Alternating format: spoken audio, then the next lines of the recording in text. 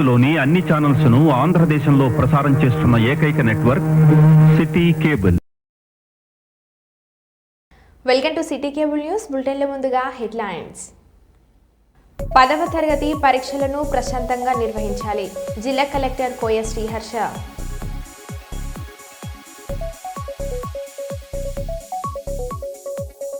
Megastar చిరంజీవికి మరొక అత్యున్నత పురస్కారం.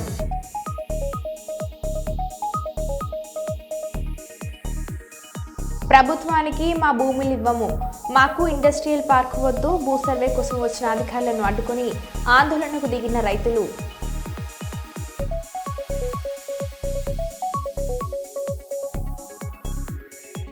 ప్రధాని నరేంద్ర మోడీ అధ్యక్షతన కేంద్ర కేబినెట్ సమావేశం.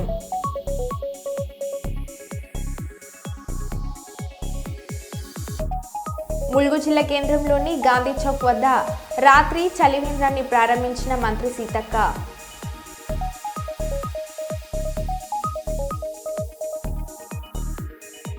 తిరుపతిలో వైఎస్ఆర్ కాంగ్రెస్ పార్టీ ఆధ్వర్యంలో మహిళలకు ఉచిత బస్సు విషయంలో కూటమి ప్రభుత్వం చేసిన మోసంపై వినూత్న నిరసన.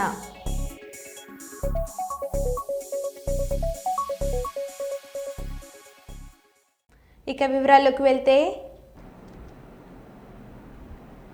ఉమ్మడి వరంగల్ జిల్లాలో 11 మంది అధికార కాంగ్రెస్ పార్టీ శాసనసభ్యులు ఉన్న ఎంజీఎం ఆసుపత్రి అభివృద్ధి మాత్రం శూన్యమని బీజేపీ పార్టీ వరంగల్ జిల్లా అధ్యక్షులు గంట రవికుమార్ అన్నారు. వరంగల్ ప్రజల ఆత్మగౌరవ పోరాటం అనే నినాదంతో భారతీయ జనతా పార్టీ నేటి నుండి పలు చోట్ల ధర్నా కార్యక్రమాలు చేయనుంది. ఎంజీఎం అంటేనే పేదల ఆసుపత్రి, ఇక్కడ వసతులు శూన్యం. ఎన్నిసార్లు ఆందోళన చేసినా ప్రభుత్వాలు పట్టించుకునే పరిస్థితుల్లో లేదు.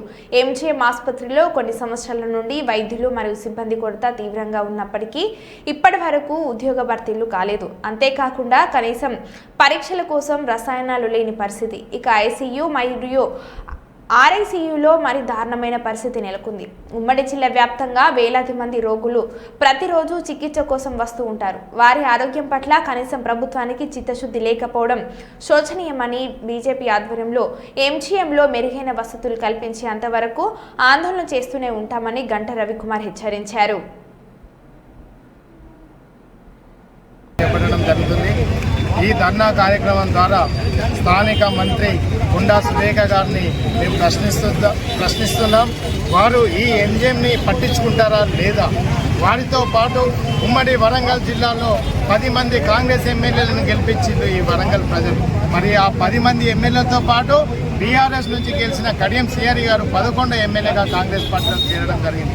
ఈ 11 మంది ఎమ్మెల్యేలు రాజభోగాలు అనుభవిస్తున్నారు తప్ప ప్రజల యొక్క కష్ట సుఖాలలో, అదేవిధంగా పరిపాలన విధానంలో ఎక్కడ కూడా వారు మాట్లాడడం జరగట్లేదు. దానికి ఉదాహరణ ఈరోజు ఎంజీఎం పరిస్థితి. ఈ ఎంజీఎంకి ఫుల్ టైం సూపరింటెండెంట్ లేకపోవడం వల్ల అడ్మినిస్ట్రేషన్కి సంబంధించిన పాలసీ మేకింగ్ నిర్ణయాలు తీసుకోక ఇక్కడ ఈ ఎంజీఎం యొక్క పరిస్థితి చాలా దారుణంగా ఉంది. 24 గంటల ఎమర్జెన్సీ అనే సర్వీసు ఇది అడుగెక్కిపోయింది. ఈరోజు భారతీయ జనతా పార్టీ వరంగల్ జిల్లా నుండి మేము డిమాండ్ చేస్తున్నాం, వెంటనే ఫుల్ టైం అడిషనల్ డిఎంఈ పోస్ట్ని భర్తీ చేసి ఈ 24 గంటల ఎమర్జెన్సీ అందుబాటులోకి తీసుకురావాలి. అదేవిధంగా రోగులకు అన్ని రకాల మెడిసిన్ అందుబాటులోకి తీసుకురావాలి. అదేవిధంగా కార్డియాక్ సేవలు, అదేవిధంగా అన్ని రక్త పరీక్షలు, 2D ఎకో, ఎంఆర్ఐ, సిటీ స్కాన్లు యంత్రాలన్నీ మూలకు పడ్డాయి. వాటిని అన్నింటినీ ఏఎంసీ చేసి రిపేర్లు చేసి వాటికి కావాల్సిన ఎక్విప్మెంట్ని పర్చేజ్ చేసి వెంటనే అన్ని రకాల పరీక్షలు ఎంజీఎంలో అయ్యే విధంగా చూడాలి. అదేవిధంగా ఎంజీఎం యొక్క బిల్డింగ్ పరిస్థితి పెచ్చులూడిపోతుంది. మరుగుదొడ్లలో లోపల ఉన్న అంతర్గత రోడ్ల పరిస్థితి గుంతలమయం. ఇవన్నిటినీ కూడా వెంటనే మరమ్మతులు చేయాలి. అదేవిధంగా ఏఎంసీలో కేవలం 20 పడకలే ఉన్నాయి. వాటిని 100 పడకలకు, అదేవిధంగా ఆర్ఐసీలో కూడా 100 పడకలకు మార్చి ఈ వెంటిలేటర్లు, మొన్న కరోనా సమయంలో నరేంద్ర మోడీ గారు ఇచ్చిన వెంటిలేటర్లు దాదాపు కనిపించట్లేదు. అసలు అవి ఎటుపోయినాయి? వాటిపైన సంఖ్య మీద వెంటనే మీరు సమాధానం చెప్పాలి. అదేవిధంగా ఈ వెంటిలేటర్లను తక్షణమే అందుబాటులోకి తీసుకొచ్చి సూపర్ స్పెషాలిటీ సేవలను ఇన్పేషెంట్ రోగులకు కూడా అందించాలని కోరుకుంటూ, అదేవిధంగా ఒకవేళ చేయకపోతే మేము 15 రోజులు వాళ్ళకి సమయం ఇస్తున్నాం. లేని పక్షంలో స్థానిక మంత్రి గారిని, అదేవిధంగా ఎమ్మెల్యేలను ముట్టడి చేస్తామని వరంగల్ జిల్లా భారతీయ జనతా పార్టీ నుండి మేము డిమాండ్ చేస్తున్నాం. ఎంజీఎం హాస్పిటల్లో రోగులు ఎదుర్కొంటున్న యొక్క సమస్యల పైన వాటిని వెంటనే పరిష్కరించాలని డిమాండ్ చేస్తూ ఇవాళ ఈ ధర్నా నిర్వహిస్తున్నాం. ఈ ధర్నా కేవలం ప్రారంభం మాత్రమే. రాబోయే రోజుల్లో రాష్ట్ర ప్రభుత్వం ఇక్కడ ఉన్న యొక్క సమస్యలను పరిష్కరించకపోతే ఈ ఎమ్మెల్యేలను మంత్రులను కూడా నిలదీస్తామని సందర్భంగా నేను తెలియజేస్తున్నా. దీనికి అత్యధికమైన యొక్క నిధులు కేటాయించి ఇక్కడ ఉండే యొక్క సమస్యలన్నీ స్టాఫ్ కొరతను కానీ అదేవిధంగా మరి ఏదైతే ఎక్విప్మెంట్ యొక్క కొరతను కానీ మందుల కొరతను కానీ ఇక్కడ ఉన్న యొక్క అన్ని లోపాలను కూడా సరిదిద్దాలని బీజేపీ డిమాండ్ చేస్తున్నది. అదేవిధంగా పెరుగుతున్న జనాభాకు అనుగుణంగా ఇప్పుడున్న యొక్క ఎంజీఎంనే కాకుండా ఏదైతే 24 ఫ్లోర్లతోని మరి హాస్పిటల్ నిర్మిస్తున్నామని చెప్తున్నారో దాన్ని వేగవంతం చేసి ఆధునికమైన యొక్క సౌకర్యాలు రోగులందరికీ కూడా మరి చేకూర్చాలని భారతీయ జనతా పార్టీ డిమాండ్ చేస్తున్నది. దాంతోపాటుగా కేంద్ర ప్రభుత్వం ఇచ్చిన యొక్క సూపర్ స్పెషాలిటీ హాస్పిటల్లో మరి స్టాఫ్ను వెంటనే రిక్రూట్మెంట్ చేసి అక్కడ కూడా అన్ని సౌకర్యాలు అందుబాటులోకి తీసుకురావాలి. ముఖ్యంగా ఆడ అవయవ మార్పిడి యొక్క సౌకర్యం కూడా ఉంది. అదే ప్రైవేట్ హాస్పిటల్లో చేసుకోవాలంటే చాలా పెద్ద ఎత్తున ఖర్చు అవుతుంది. కాబట్టి పేద ప్రజలకు మరి వాటిని అందుబాటులో తీసుకురావడం కోసం ప్రభుత్వం ఈ తగిన చర్యలన్నీ చేపట్టాలని, ఈ ప్రభుత్వం పూర్తిగా అవినీతిమయమైపోతున్నది, అరాచకమయమైపోతున్నది, చేతగానితనమైన అయిపోతున్నది అనే ఒక భావన ప్రజల్లో వస్తున్నది. కాబట్టి అది పోవాలంటే ముందుగా ఈ యొక్క ఎంజీఎం సమస్యను పరిష్కరించాలని మేము డిమాండ్ చేస్తున్నాం. ఎస్సీ వర్గీకరణ బిల్లుతో దళితులు ఎంతో అభివృద్ధి చెందుతారని మాజీ మంత్రి ఎమ్మెల్సీ బస్వరాజు సారయ్య అన్నారు. వరంగల్ నగరంలోని కాశబుగ్గ జంక్షన్లో బీసీ రిజర్వేషన్ బిల్లుతో పాటు ఎస్సీ రిజర్వేషన్ బిల్లు అసెంబ్లీలో ఆమోదం పొందడాన్ని హర్షిస్తూ రాష్ట్ర ముఖ్యమంత్రి రేవంత్ రెడ్డి చిత్రపటానికి పాలాభిషేకం నిర్వహించి బాణాసంచా పేల్చి సంబరాలు నిర్వహించారు. దేశంలో ఎక్కడ లేని విధంగా తెలంగాణ ముఖ్యమంత్రి రేవంత్ రెడ్డి చారిత్రాత్మకమైన బిల్లును ప్రవేశపెట్టి ఆమోదింపజేశారని, ఎప్పటి నుంచో ఉన్న బీసీల కళ నెరవేరిందని, అదేవిధంగా ఎస్సీ వర్గీకరణ బిల్లు ఆమోదం పొందడంతో దళితులకు సముచిత న్యాయం దక్కుతుందని సారయ్య అన్నారు.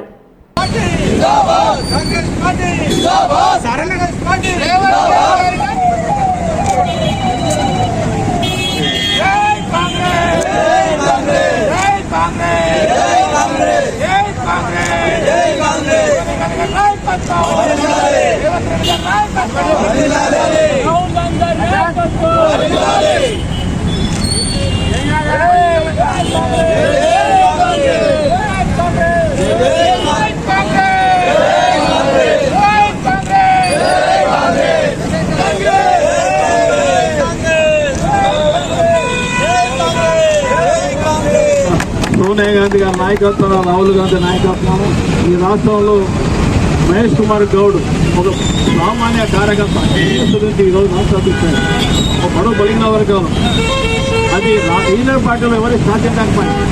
టీఆర్ఎస్ అంటే వాళ్ళ కుటుంబ సంబంధించిన బీజేపీ కూడా ఉన్నత వర్గాలే. ఒక కాంగ్రెస్ అంటేనే అన్ని వర్గాలు సంక్షేమ స్థానం కల్పించే పార్టీ కాంగ్రెస్ పార్టీ. ఇవాళ నేనే ఉండే కనుమతున్నాను. సామాన్య కార్యకర్తలు రాష్ట్ర శాసనసభకు ఎప్పుడైందంటే కాంగ్రెస్ పార్టీ ఇచ్చాను.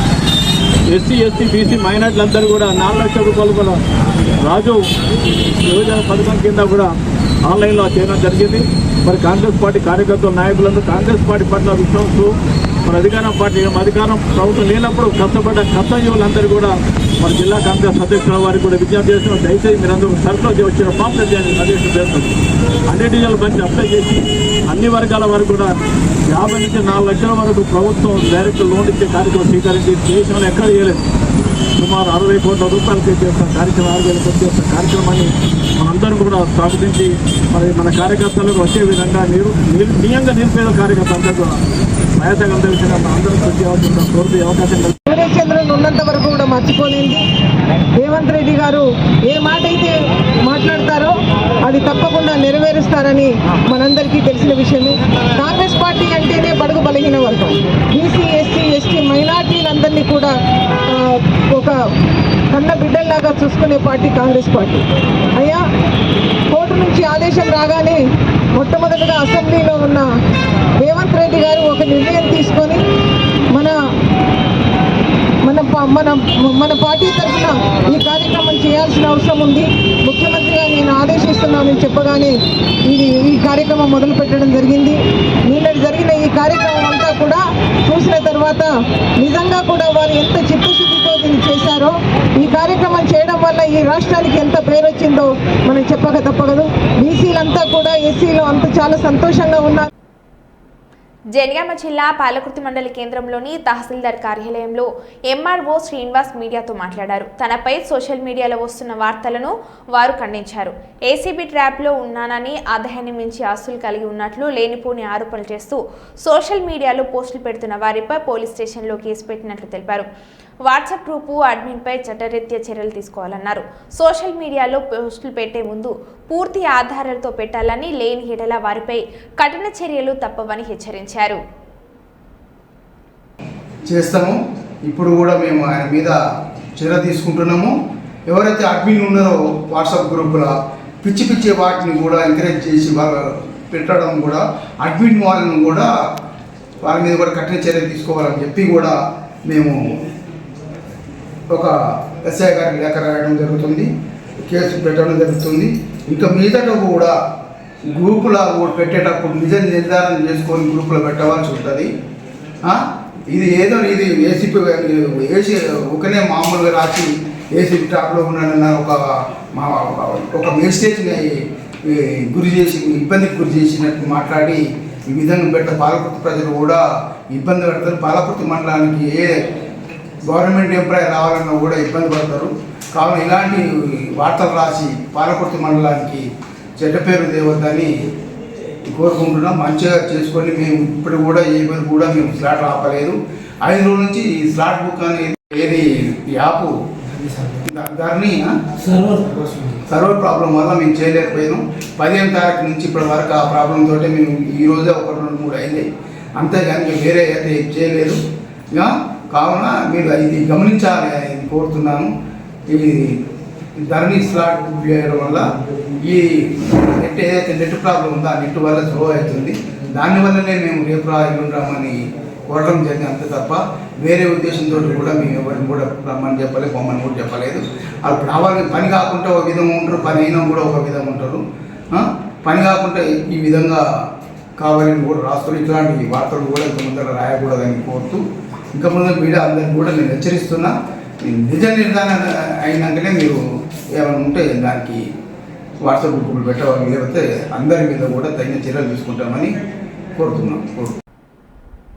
సీఎం రేవంత్ రెడ్డి చిత్రపటానికి పాలాభిషేకం చేసిన Nekkonda market committee chairman Ravula Harish Reddy, Nekkonda మండల పట్టణ కాంగ్రెస్ అధ్యక్షులు బక్కి అశోక్, పెండిహల హరిప్రసాద్, టీపీసీసీ సభ్యులు సుబ్రహ్మణ్యం రెడ్డి, రంజిత్ రెడ్డి సూచన మేరకు మండలం అంబేద్కర్ సెంటర్లోని హైస్కూల్ సెంటర్లలో మండల కాంగ్రెస్ పార్టీ ఆధ్వర్యంలో జరిగిన కార్యక్రమాలలో ఏసీ వర్గీకరణ, అదేవిధంగా బీసీలకు స్థానిక సంస్థలు విద్యా ఉద్యోగాలలో 42% రిజర్వేషన్ కల్పించేందుకు గాను శాసనసభలో బిల్లు పెట్టి ఆమోదించిన సందర్భంగా ముఖ్యమంత్రి రేవంత్ రెడ్డి మరియు నర్సంపేట ఎమ్మెల్యే రోజు మాధవరెడ్డి చిత్రపటానికి కాంగ్రెస్ నాయకులు బాలాభిషేకం చేసి కృతజ్ఞతలు తెలియజేశారు.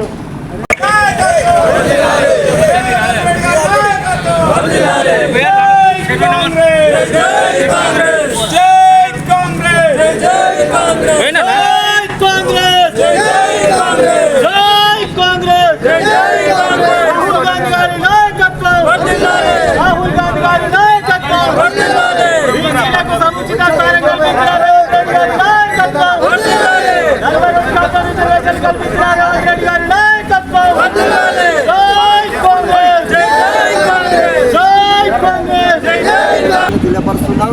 భవిష్యత్తులో ఇక్కడ ఎట్లయితే అసెంబ్లీలో చట్టం చేసిందో అదేవిధంగా ఈ పార్లమెంట్లో కూడా చట్టం తేవడం కోసము అన్ని పార్టీలు ఏకగ్రీవంగా ముందుకు వచ్చి మద్దతు తెలపాల్సిందిగా కూడా కోరుతున్నాం. ముఖ్యంగా తర్వాతి క్రమంలో పార్లమెంట్లో బిల్లు పెట్టే సందర్భంలో ఖచ్చితంగా బీజేపీ ప్రభుత్వానికి పూర్తి బాధ్యత ఉంటుంది. వాళ్ళు కూడా తప్పనిసరిగా సహకరించి కాంగ్రెస్ పార్టీకి ఉన్న 100 మంది ఎంపీలతోని మద్దతు తెలపడానికి రాహుల్ గాంధీ గారు సిద్ధంగా ఉన్నారు. మీరు కూడా చిత్తశుద్ధిని కనపరిచి ఈ యొక్క పార్లమెంట్లో బిల్లు అయ్యే విధంగా చూడవలసిందిగా బీజేపీ ప్రభుత్వాన్ని కూడా మేము కోరడం జరుగుతుంది. బీజేపీకి సంబంధించిన మంత్రులు, ఎంపీలు మన తెలంగాణ నుంచి ప్రాతినిధ్యం వహిస్తున్నారు కాబట్టి వాళ్ళు కూడా వాళ్ళ యొక్క బాధ్యతగా భావించి బీసీలకు చట్టసభల్లో, స్థానిక సంస్థల్లో విద్యా ఉద్యోగ అవకాశాలలో 42% వచ్చే విధంగా ముందుకు వచ్చి మద్దతు తెలపాల్సిందిగా కోరుతున్నాం. అలాగే ఈ భారతదేశం మొత్తంలో కూడా మన కాంగ్రెస్ ప్రభుత్వాలు ఎక్కడైతే ఉన్నాయో అక్కడ తప్పనిసరిగా చేస్తామని ఇచ్చిన మాట మేరకు ఇప్పుడు తెలంగాణలో చేయడం జరిగింది. తెలంగాణలో రోల్ మోడల్గా భారతదేశంలో ఉంటుంది. భవిష్యత్తులో ఎప్పుడు జనగణన చేపట్టినా కూడా ప్రతి 10 సంవత్సరాలకు వస్తే జనగణన చేపట్టినప్పుడు తప్పనిసరిగా కులగణన కూడా చేసి దామాషా ప్రకారము ఎవరికైతే ఎంత జనాభా ఉంటుందో వారికి రిజర్వేషన్ వచ్చే విధంగా ప్రయత్నం చేయాల్సిందిగా మిగతా అన్ని రాష్ట్రాలకు మిగతా అన్ని పాలకులకు కూడా మేము విజ్ఞప్తి చేస్తూ ఉన్నాం. ఈ విధంగా బిల్లు పాస్ కావడం కోసం ప్రతి ఒక్కరూ ఎమ్మెల్యేలు, మంత్రులు, కాంగ్రెస్ పార్టీకి సంబంధించినటువంటి నాయకులు చిత్తశుద్ధితో చేయడం జరిగింది. మన మాధవరెడ్డి గారు ఎమ్మెల్యే గారు, నర్సంపేట ఎమ్మెల్యే గారు కూడా మన పొన్నం ప్రభాకర్తో ఇతర బీసీ మంత్రులతో ఎమ్మెల్యేలతో మాట్లాడి కోఆర్డినేషన్ చేసి ఈ బిల్లు పాస్ అయ్యే విధంగా చూడడం జరిగింది. వారికి కూడా మేము ప్రత్యేకంగా కృతజ్ఞతలు తెలియపరుస్తున్నాం. ఈ తమిళనాడులో 69% 1994లోనే ఇది అమల్లోకి వచ్చింది. అప్పుడు జయలలితను అందరూ కూడా ఎంతో మెచ్చుకున్నారు. ఇప్పుడు కూడా రేవంత్ రెడ్డి గారు ఒక రెడ్డి బిడ్డ అయినప్పటికీ కూడా బీసీల పట్ల ప్రేమతోని మాకు 42% ఇస్తామని వాళ్ళు మాట తప్పకుండా ఏదైతే చేసిందో రాహుల్ గాంధీ మాట మేరకు ఏదైతే ఈ బిల్లు పెట్టిందో వారికి మేము తప్పకుండా ప్రత్యేకంగా కృతజ్ఞతలు తెలియపరుస్తున్నాం. తప్పనిసరిగా బీసీలందరూ కూడా యూనిటీగా రాబోయే ఎన్నికల్లో కాంగ్రెస్ పార్టీకి మద్దతుగా నిలవాల్సిందిగా కోరుకుంటూ దీనితో ముగిస్తున్నాం.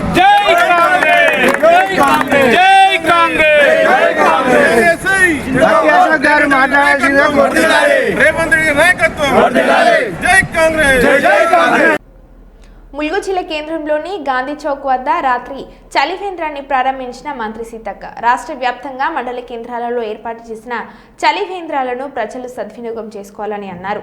చలివేంద్ర కేంద్రాలు ఏర్పాటు చేయడానికి స్వచ్ఛంద సంస్థలు ముందుకు రావాలని పిలుపునిచ్చారు. ములుగు జిల్లాలో 139 గ్రామాల్లో సోలార్ సిస్టమ్ బోర్వెల్స్ ద్వారా నీరు అందిస్తున్నామని అన్న మంత్రి సీతక్క.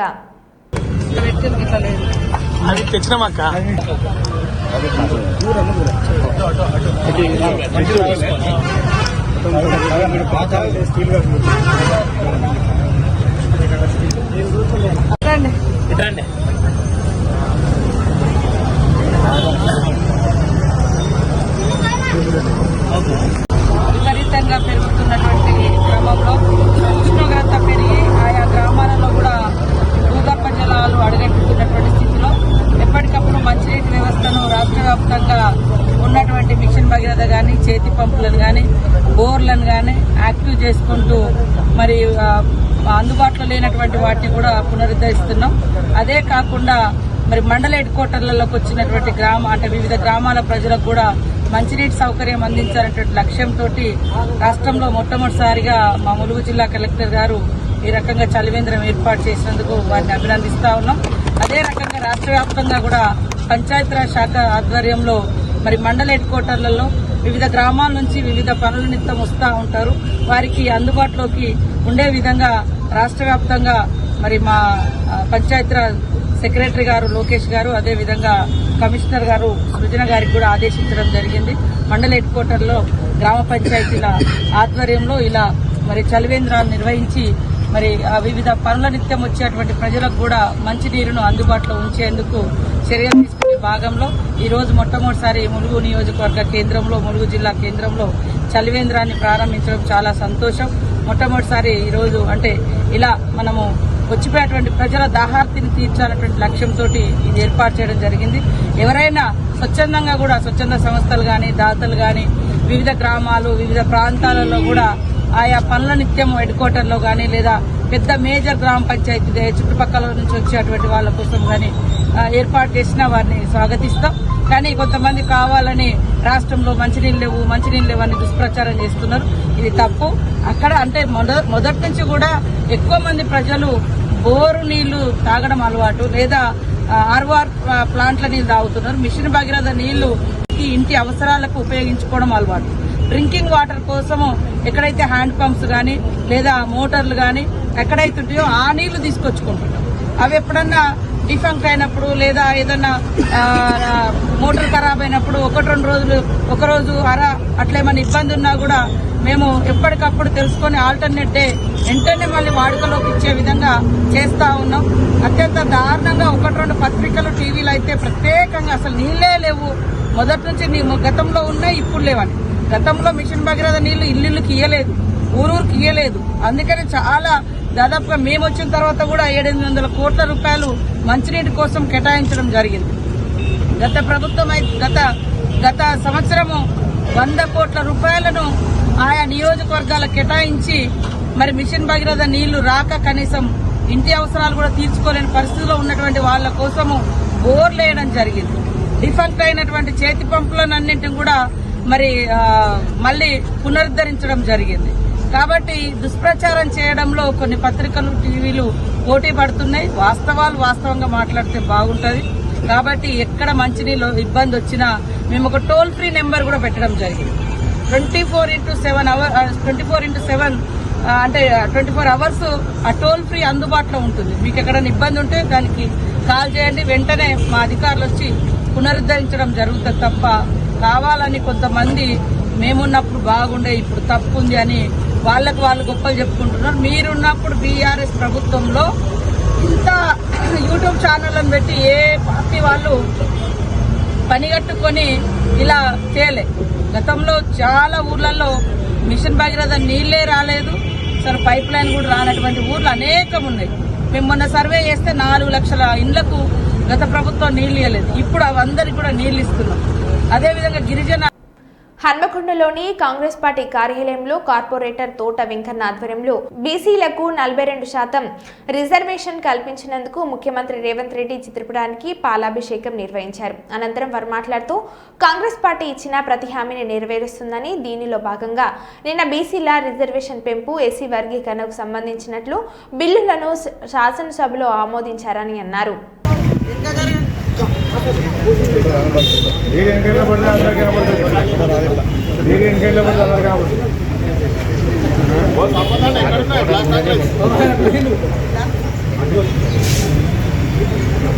జై కాంగ్రెస్,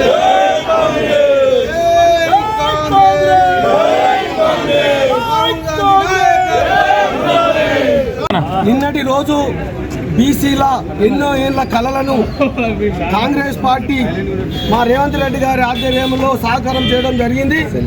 మరి ఎన్నో ఏళ్ల కలలను ఏ పార్టీలు కూడా మరి వాళ్ళు సహకరించకుండా పోగా బిల్లు పెట్టే ముందు మోకాళ్ళంటేసి తర్వాత బిల్లు పాస్ అయినాక మేము చేసినామని చెప్పుకుంటా పోతాను. ఆనాడు మన తెలంగాణ ఇచ్చింది కూడా కాంగ్రెస్ పార్టీ. ఈరోజు బీసీ బిల్లు కూడా ఇవాళ ఎస్సీ బిల్లును కూడా ఇంత సహకారం చేయడం జరిగింది. మరి ఈరోజు బిల్లు పాస్ అయినాక మరి బీజేపీ వాళ్ళు 9 పార్లమెంట్ సభ్యులుగా రాష్ట్ర ప్రజలు గెలిపించే ఉన్నారు. మరి వాళ్ళు కూడా రేపు పార్లమెంటులో మోదీ గారితో ఈ యొక్క బిల్లును పాస్ చేసే విధంగా కృషి చేయాల్సిన బాధ్యత బీజేపీ ఎంపీలపై ఉందని ఈ సందర్భంగా తెలియజేసుకుంటూ మరి కాంగ్రెస్ పార్టీ కేవలం ప్రజల పక్షాన అన్ని విషయాలు కూడా ముందుండి పోరాడుతుందని ఈ సందర్భంగా తెలియజేసుకుంటాం. ఎన్నో సంవత్సరాల ఏళ్ల తరబడి ఈ బీసీ రిజర్వేషన్ గురించి మనము ఆకాంక్షిస్తున్నాము, కోరుకుంటున్నాము. అది కాంగ్రెస్ గవర్నమెంట్ తోటే సాధ్యమవుతుందని అప్పుడు చెప్పినాము, ఇప్పుడు కూడా అదే విధంగా ఎప్పుడైతే రాహుల్ గాంధీ గారు చెప్పినరో చిత్తశుద్ధితోటి దీని వెనుక ఉండి ఇవన్నీ నడిపించి చేపించి ఈరోజు రేవంత్ అన్న గారు కృషితోటి ఇలా కాంగ్రెస్ గవర్నమెంట్ తోటి బీసీ రిజర్వేషన్ అనేది 42% అనేది ఇది వచ్చింది. అంతేకాకుండా అన్నమాట నిలబెట్టుకున్నాడు. ఏమన్నారంటే ఇప్పుడు ఎలక్షన్ల ముందే ఇది తీసుకొస్తామన్నారు, అదే విధంగా చేసిండ్రు. ఇప్పుడు అందరి నోళ్ళు మూతపడ్డాయి.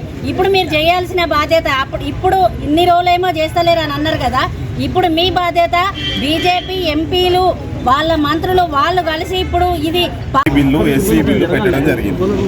ఇంతకుముందు కనుక టీఆర్ఎస్ చేసినట్టు గత 10 సంవత్సరాల క్రితం ఆగస్టు 19వ తారీఖు 2014 అశాస్త్రీయంగా అంటే ఒకటే రోజుగా ఏదో భూకంపం వస్తుంది, ప్రళయం వస్తుంది అన్నట్టు ఒకటే రోజు అందరూ ఇళ్లలో ఉండండి అని చేసి వాళ్ళందరి సకుటుంబ సర్వే అని చేసి ఆ సర్వేను గత 10 సంవత్సరాల నుంచి ఎక్కడ కూడా బయట పెట్టలేదు.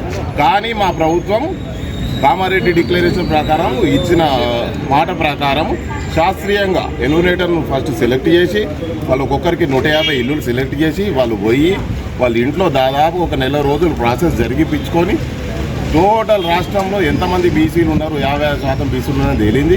అదే కాకుండా మళ్ళా మేధావులతోని బీసీ సంఘాలతో మీటింగ్ పెట్టి మిగిలిన వారికి కూడా మళ్ళొక 15 రోజులు అవకాశం ఇచ్చి ఉత్తగా బీసీ బిల్లు బయట పెట్టకుండా చట్టబద్ధం అంటే మన తెలంగాణ శాసనసభ నిన్న శాసన మండలి శాసనసభలో ఆమోదించడం జరిగింది.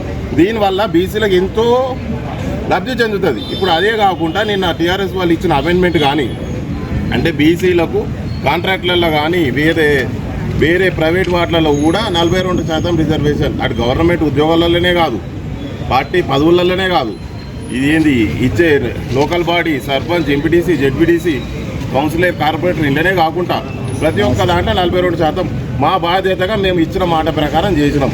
ఇప్పుడు బీజేపీ వాళ్ళకి ఏమైనా సిగ్గు జ్వరం ఉంటే 8 మంది ఎమ్మెల్యేలు ఉన్నారు, 8 మంది ఎంపీలు ఉన్నారు. ఇదే బిల్లును తీసుకుపోయి అఖిలపక్ష సమావేశం పెట్టారు మా ముఖ్యమంత్రి కాదు. ఇదే బిల్లును తీసుకుపోయి వాళ్ళు పార్లమెంట్లో ఆమోదపరిస్తే రేపు బీసీలకు ఇంతగానం న్యాయం ఏ ప్రభుత్వం చేయలేదు, చెయ్యదు. ఇది ఒక కాంగ్రెస్ వల్లనే సాధ్యమైంది. మా ముఖ్యమంత్రి గారు రేవంత్ రెడ్డి గారు, మా బీసీ సంక్షేమ మంత్రి గారు పొన్నం ప్రభాకర్. అదేవిధంగా ఇంకొక నిన్న జరిగిన విషయం ఏంటంటే బీసీ, ఎస్సీ, ఎస్టీ మైనార్టీలు అందరికీ కలిపి ఇప్పటి వరకు మన రాష్ట్రంలో కానీ ఇప్పటి వరకు ఆంధ్రప్రదేశ్ రాష్ట్రం ఉమ్మడి రాష్ట్రంలో కానీ తెలంగాణ రాష్ట్రంలో కానీ ఇప్పటి వరకు ఎవరు కానీ ₹1,00,000 లోన్, ₹2,00,000 లోన్ ఇచ్చింది కానీ ₹4,00,000 లోన్ ఇచ్చిన ఘనత ఎవరిది లేదు. అది కూడా పెద్ద ఎత్తున దాదాపుగా నియోజకవర్గానికి 3,000-4,000 మంది దాదాపు 6,000 కోట్లతో ఇచ్చిండ్రు. దానికి కూడా మేము మరో బులెటిన్లో మళ్ళీ కలుద్దాం. Stay tune.